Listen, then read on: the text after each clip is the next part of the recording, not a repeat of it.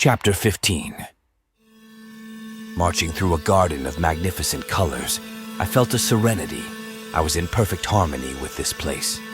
The different pathways were all more welcoming than the others. I perceived the soft melodies that accompanied this peaceful atmosphere. I knew the path I had to take. My instinct guided me and would not disappoint me. A feeling of space, of fresh air prevailed. This extraordinary garden had no limits. Well, as long as none were given, and that was the last thing I wanted. I imagined that lying down on these expanses of beauty brought inner peace. It must have been a fusion. I continued to walk calmly. I had a meeting to attend, and it wasn't far away. I spotted a silhouette. This person sitting on a bench was tormented. I had no desire to hasten my pace. I had time, and this person would not move. I also knew, and it no longer frightened me, that I was once again this being with dark and rough skin. Without any urgency, things would happen, most naturally. The man had his head in his hands and seemed to be brooding. I, on the other hand, was happy without specific reasons, or perhaps they had not yet been revealed. "My good Trill, you're here waiting for me. I'm glad to see you so sad. Don't worry. Everything evolves. I watch over it," I said without opening my mouth, with a voice lost in infinity. I sat next to him. We had time. We met. We hated each other. But in this game, I am the strongest. But finally, let's forget the past. Let's look to the future. Together, together, together, together, together. My voice echoed in a distant echo. His pale face was not at all sensitive to this extraordinary environment. Was he aware of the moment? I felt him elsewhere. Poor little lost sheep. My world makes you feel empty. We are so different, so diametrically different. Feeling immense contempt towards him, I continued to contemplate him. "Our meeting was your death sentence. Just for that, I love you." I took a deep breath and spat in his face. He remained impassive. The saliva dripping down animated and began to move, and like larvae concentrated on several distinct points. They penetrated different parts of his face, his cheek, his forehead, his temple. One could not tell if Trill's skin absorbed the liquid or if it left him no choice. After a few seconds, there was no trace of spit. He had not reacted at all to this phenomenon. He was lost in his thoughts. He was elsewhere. I stood up and resumed my path just as calmly. "Farewell, my good Trill. Be careful not to lose yourself in your reveries." As I walked away, I couldn't contain a smile. Then this smile turned into laughter, and this laughter intensified again and again. Eyes to the sky and arms outstretched, the sound of my voice tore through this universe. My power was immense. I was, and that was enough. As if to release an overflow of energy, I had to let out a scream, a bellow. The sound that came out of my mouth materialized into a luminous flow. This sinuous flow, like a serpent, progressed vertically. I exerted more and more force, and it gave me a pleasure that gradually turned into ecstasy. I felt like the nucleus of this universe. Chapter 16. My entire body completely tensed, I emerged from my sleep with a long inhale. After a brief moment of confusion, the multiple straps in the ceiling crowning the 4 padded walls made me aware of where I had been placed. The bastards have retied me up in the loony bin. With no windows in the room, it was difficult for me to gauge the passage of time. Waiting was the only alternative. The situation was becoming extremely complicated. I needed to be realistic. Given the circumstances, the personality crisis mixed with these strange dreams had to be put aside. Strangely, I was getting used to it, and I could always address it later. Once out of this mess, things would return to normal, and these fantasies, these delusions, would only be revealed as the result of a disruption in my daily life. For now, I had been reduced again to the state of a tied-up and drugged vegetable. Now it was up to me to play, to contain, restrain my impulses, to be what I needed to be to achieve my goals. Chapter 17. The door opened and Asvaut, followed by Carolina, appeared. Mr. Hesse, how are you feeling? The doctor rarely called me by my name. Tired, doctor. The sedative's effect will gradually decrease, and you'll feel better soon. Okay. You're not feeling any pain? Lying like this, it's hard to tell. Yes, but it's entirely your fault. I interrupted him and said, I'm sorry for what happened in your office. I really hope I didn't hurt anyone. Everything that has happened recently has put me under pressure, and the worst part is that it took this incident for me to realize it. You should especially apologize to Agent Trill. Of course, as soon as I see him again. So what do we do? Do you think you're capable of behaving normally, or should we put you on sedatives? Given the confinement I had been subjected to until now, I couldn't see what they could have done worse except tying me up like King Kong, but I responded to him like a regretful child. It won't happen again, I promise. I've thought about it. I completely understand the situation. I'll be understanding and patient. I recognize that I made a serious mistake. I burst into tears at the end of my sentence. Go to hell, all of you. Enjoy it, my dear friends. It won't last forever, I thought, while continuing to express the opposite. Doctor, is Trill not injured? No, he's fine. Just a bit shocked. I'll personally apologize to him. Dr. Asvaut thought for a moment, then looked at the nurse and said, Well, Mr. Hesse will return to his room.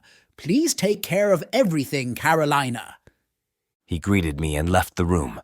Carolina proceeded to release me from my restraints. It took a little time. She pretended not to notice that my desire had become apparent. At that moment, I wanted to fuck her like a bitch, I wished. But now was the time for determination and discipline. I had to get out of this prison as soon as possible. Outside, everything would be permitted. Chapter 18. The boring days passed by. I had another interrogation, which this time was shorter and less unpleasant, with Agent Trill.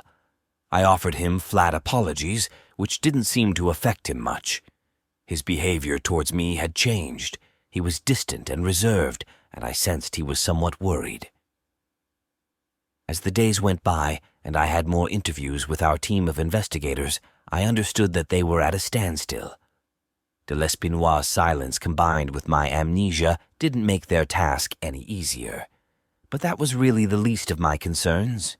What I wanted was to get out of this mess as quickly as possible. About a week had passed, and my daily life had improved. I now had access to a VCR and a stack of old movie cassettes, retro equipment, but entertainment nonetheless. So I had time to improve my cinematic knowledge and grasp the fundamental principles of a good Western. I still hadn't seen Sandra, who, according to Carolina, was on sick leave due to overwork. Poor thing. Given the state of excitement I was in, I would have gladly comforted the beautiful blonde with vigorous affection. My conduct as a model patient prisoner amused me. I had adopted certain techniques, behaviors of people I had encountered throughout my life. Extreme courtesy, constant cheerfulness, flattery, and an expression of exceptional generosity. In essence, I had donned my three-piece professional bootlicking suit, and I liked it. The goal was for them to like it enough to consider releasing the beast. I had peaceful nights. My dreams no longer took me to delirious places to experience equally bizarre situations, or if they did, I had no recollection of them.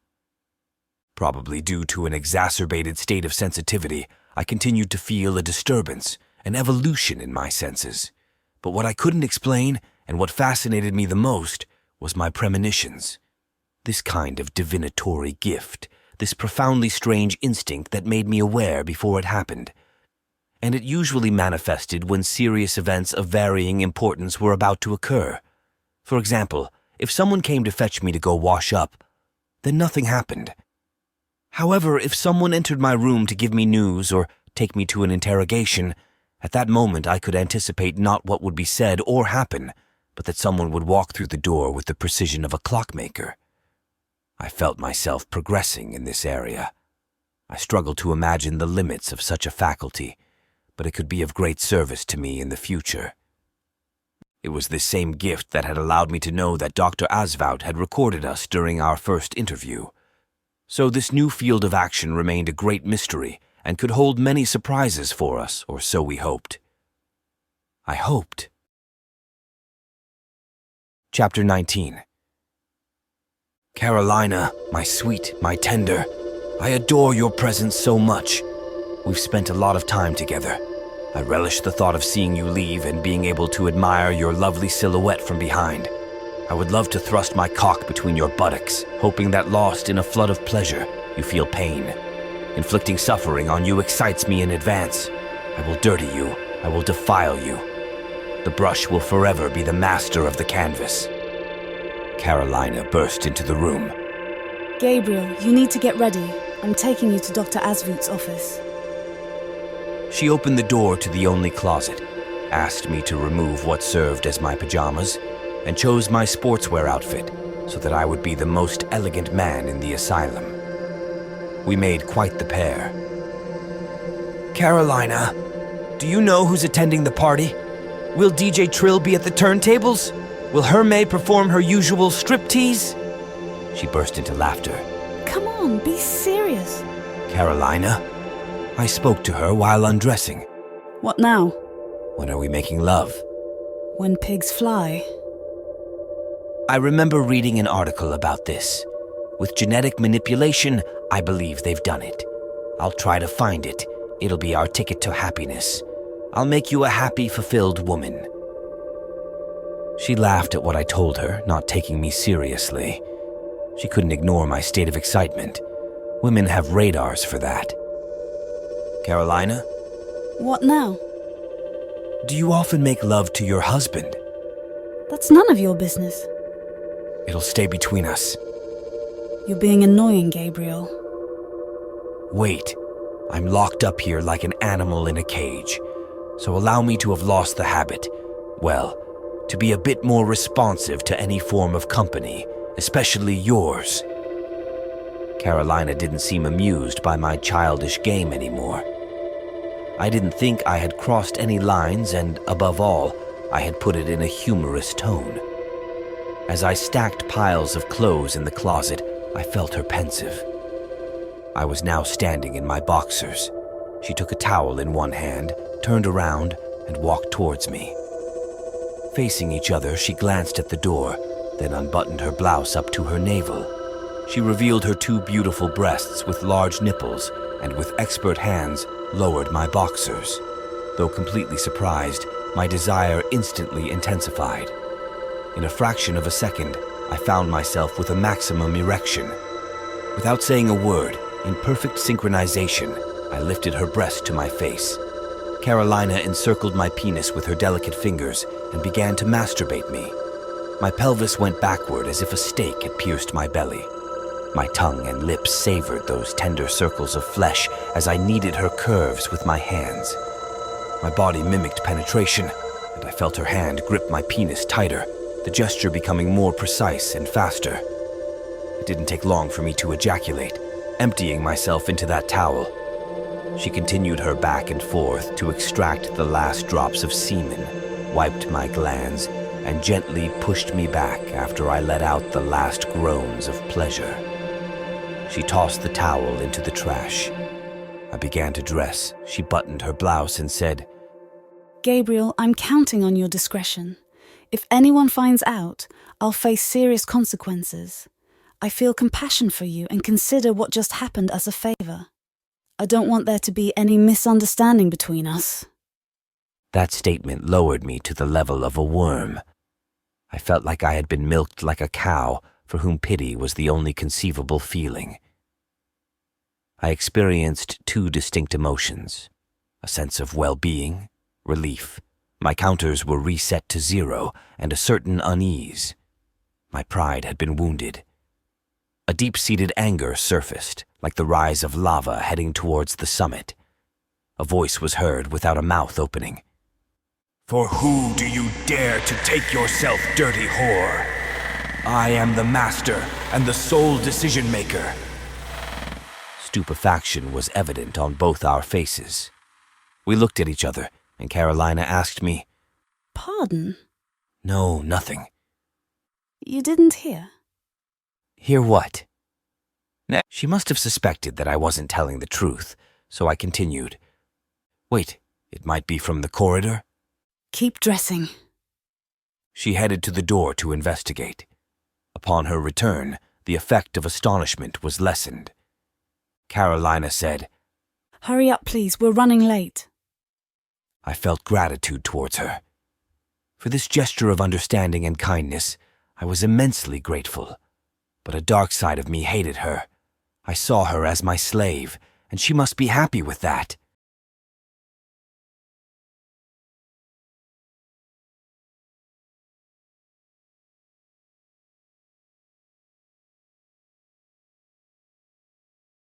Chapter 20. Dr. Asvout was talking to 3 people. I recognized Hermai with her small weasel-like face. Next to her were 2 men in suits, one tall and bald with magnificent turquoise eyes.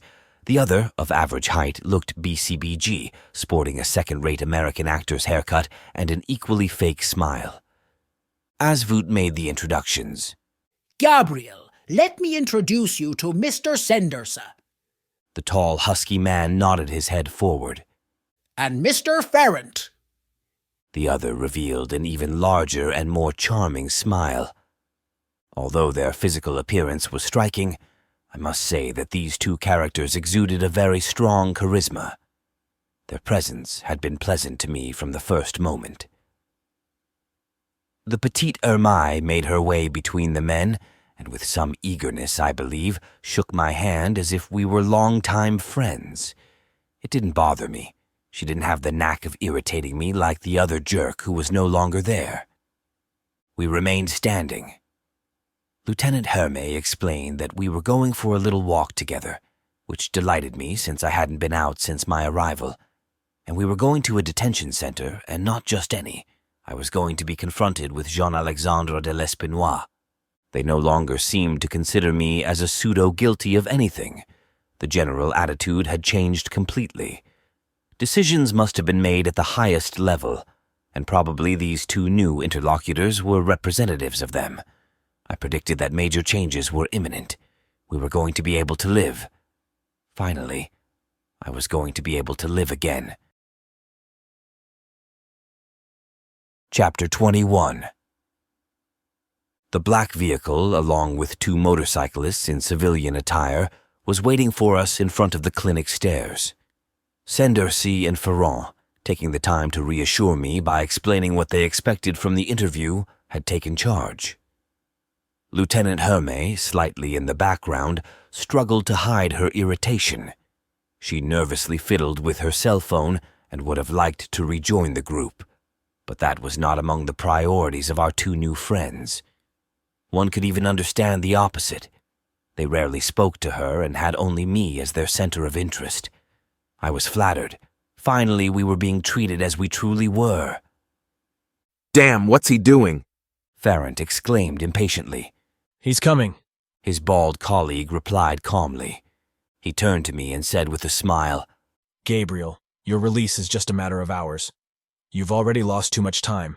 Everything will be back to normal." "Is that true?" To be honest, the stay was starting to feel long. "But please, you can address me informally," I said, feeling sympathetic towards him. "No, I respect you too much.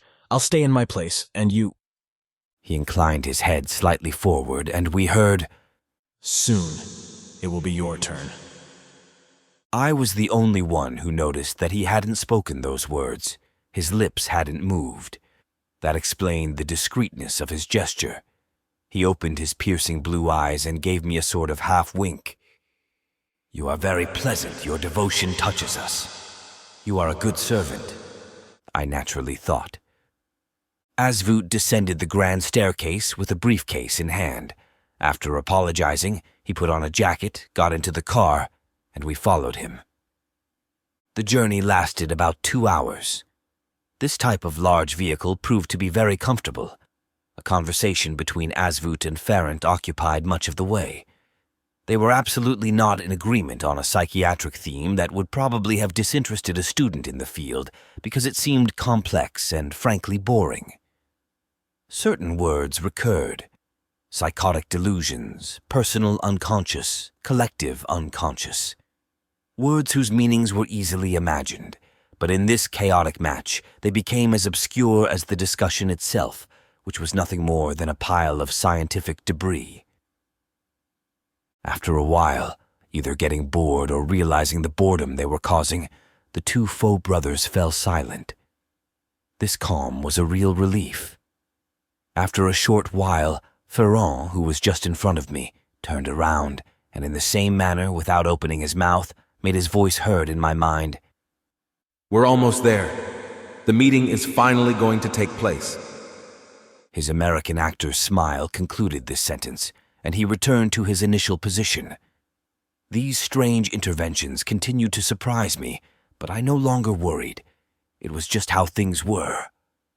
This confrontation, we awaited it eagerly. I sensed much more than a simple confrontation with de l'Espinois.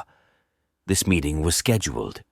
By whom, by what, I had no idea, but what I was sure of was that a major event was about to happen. The two motorcyclists who were escorting us stopped at the entrance to what would turn out to be a real military base. We were individually checked twice before we were allowed to leave the vehicle and walk to our appointment. Several soldiers meticulously inspected the vehicle. There was a cold, intense atmosphere. One could easily imagine the kind of prisoner who had the privilege of such treatment. The most delicate files, such as probably those of the mafiosi, everything related to state secrets, international politics, and of course, terrorists. But I think the activity of this base was not limited to detention, but that mattered little to me. Before this day, I had never imagined that there were places like this in my country. I naively thought that they only existed on television or abroad. The detention camp was isolated, located away from everything, in a well-isolated area. It was immense and consisted of several small buildings and a huge one in the center. The main building was absolutely dreadful. From the outside, it consisted of 4 gigantic walls without windows, a light gray reminding me of images of prisons in the east. We were lucky with the weather that day. The sky was blue without a single cloud, which probably made the atmosphere less austere than usual. We headed towards the main entrance. Many people were moving around, some in civilian clothes and others in various military uniforms. We were given personalized badges from the first checkpoint. It must have been customary to maintain complete silence. During the walks in the camp, none of us spoke, and the people we crossed paths with were also very discreet. Cameras were visible almost everywhere. The noise of their automated mechanism, although faint, reached me. I even heard a lot of it. They were constantly moving, or at least rarely remained still. Ferrant came up to me, smiling, and said jokingly, Do you hear the cicadas singing? He paused and continued, Listen closely, and you'll hear the ants' song. He nodded in the direction of a building we passed by. I looked at it more closely and, with a slight effort of concentration, heard voices inside. My arm was pulled backward. It was Hermei who wanted to talk to me. Few civilians come here. I ask you not to mention it in the future. This area is special, and the detainees are no less so. I took the opportunity to ask her, but precisely who are the detainees? The less we know, the better, Gabriel, She replied. I really felt like she was speaking to me as a teacher speaks to a child. Go screw yourself, you fat whore, I piss on your rat face. I thought furtively. Her face twisted. She must have noticed that her response didn't please me much. Several soldiers came with small devices in hand. The first man passed his infrared machine over Sendersi's badge. After a quick glance at the result, he said, My respects, Commander. Another man performed the same gesture on Ferrant's badge. My respects, Captain. He said. The soldiers continued their inspection. I learned that Asvout, in addition to being a doctor, also held the rank of captain. I was the last. The "good morning, sir" I received left a bitter taste in my mouth. It reminded me of my condition as a mere civilian in the midst of this peculiar situation. Sendersay noticed it immediately and said to me, "You're the only hero among us. Without you, today would be an insignificant day." He gave me one of his secret half-winks, and we resumed our path. We went through several security gates. They really hadn't done things by halves.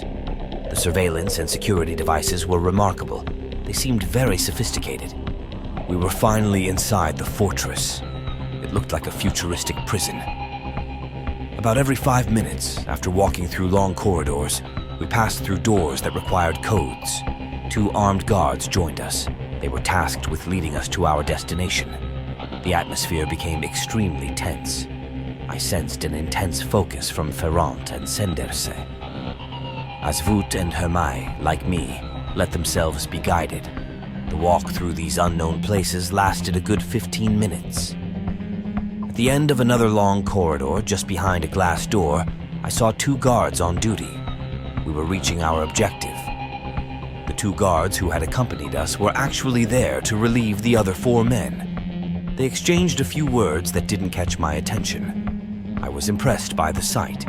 In a large, brightly lit white room, there was a table, and behind this table a metal door. Jean-Alexandre de l'Espinois was there.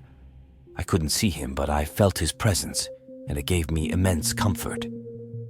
I felt even more intensely the sensation I had already experienced when we had crossed paths in that delirious dream at the airport. He had been the only source of life and comfort in that dehumanized place, and once again, only he mattered. I heard the glass door close. The 2 relieved soldiers had just left.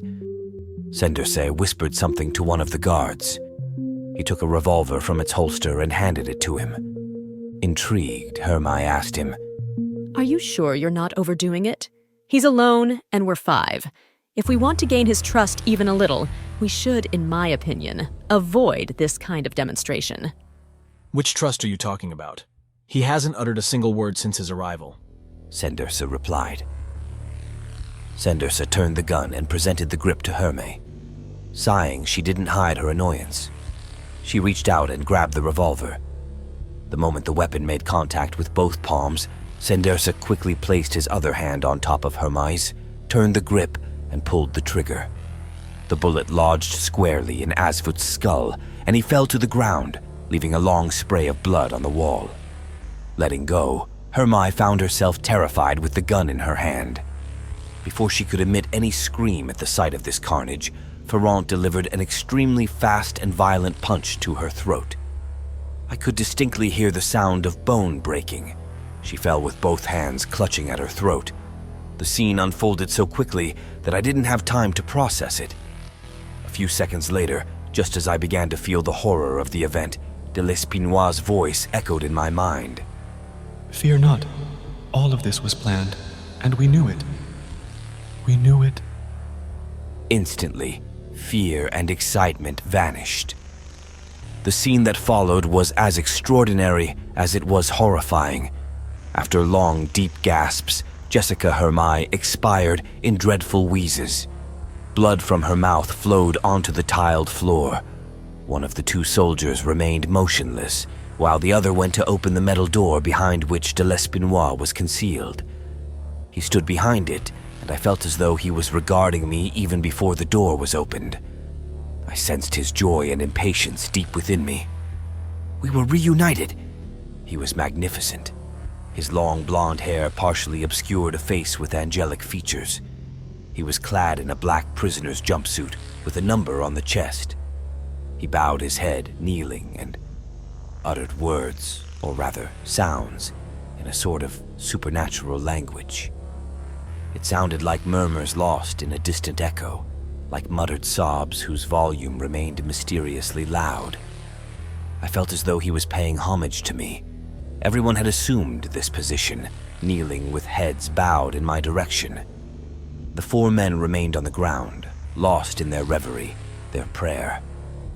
Inexplicably, I sensed that allowing this to continue would be dangerous. I began to understand. They were waiting for me to take control, or at least to infuse them with energy, with impetus. De L'Espinois continued reciting these strange murmurs tirelessly. Bodies bathed in blood, and men prostrated on the ground. The situation froze. Action was needed. Yes, it must come from me, but I thought. I closed my eyes and let myself be carried away. I cleared my mind, focusing only on those sounds, which helped me find my way through the mire of my consciousness. I had to distance myself from what my senses perceived. I had to subtract reality from my being. Only my being mattered. Like in my dreams, I had to become a source. I had to become an integral part of the source again. I had to become the source. I implore you, source, I belong to you. My fury will be unleashed for you. I will become your servant again. I sank into a sort of incantatory trance, becoming nothing more than an existence amidst a void. I was an existence amidst the void, and this void would be mine. Suddenly, from the depths of my soul, lightning surged. I resurfaced through a surge of impulse. My eyes widened to their limit, my mouth opened, and I released a liberating breath. All my senses transformed and became hyper-excited. My vision had changed. Colors were much brighter, sounds much clearer. I felt incredible power and fantastic insight. My thoughts were intermittently fed with additional information in the form of ultra-fast flashes. Time was running out. Action was needed, and quickly. "There!" I shouted in a deep voice.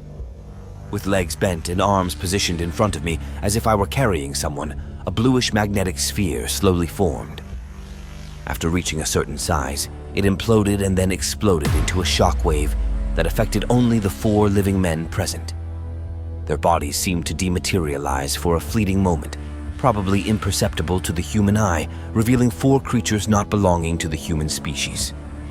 I couldn't perfectly discern their faces as they were facing the ground, but certain sublime details of their bodies were revealed.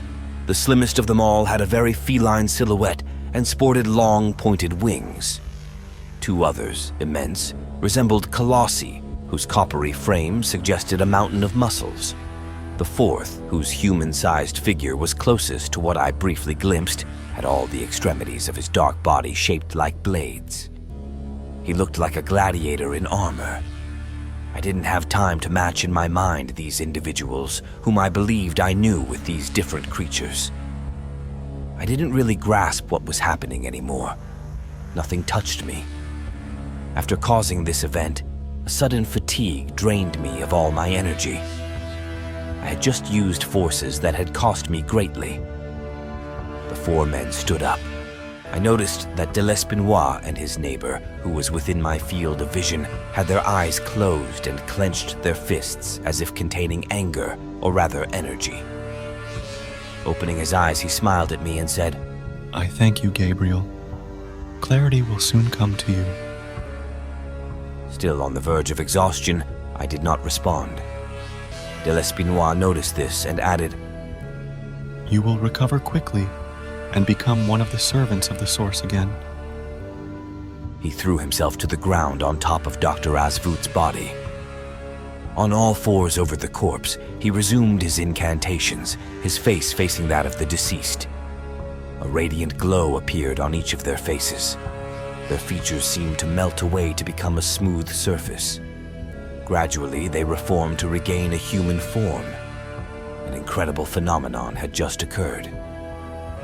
Asvoot's corpse now had de L'Espinois' face with an identical bullet hole in the skull. I glanced at Jean-Alexandre to see that he too had changed appearance. Grimacing, he struggled to reconnect with his new face. He hurriedly removed his prisoner's jumpsuit and said, "Hurry! Hurry!" Ferrand and Sandersa rushed to the formerly Asvoot's corpse and began to remove his clothes. The 2 soldiers resumed their guard position. I noticed that upon arrival, they showed no emotion, playing the role of calm and serenity. Of course, the cameras, I thought, realizing as I inspected the room that it was one of the few without surveillance cameras. Their plan of action had been perfectly studied. Newly Asvu, formerly de l'Espinois, finished dressing. He inspected every detail with his eyes and then said to Sendersi, Go on, hurry. Sendersi turned to Ferron and grabbed him by the throat. His hands began to tighten more and more. I saw the poor man's eyes roll back from the unbearable lack of air and pain. After a few moments, he let go, and the man fell to the ground. His assailant placed 2 fingers on his neck to check his pulse. It's good, wait, it's good, he said. De l'Espinois raised his hand toward the guards. A powerful alarm sounded.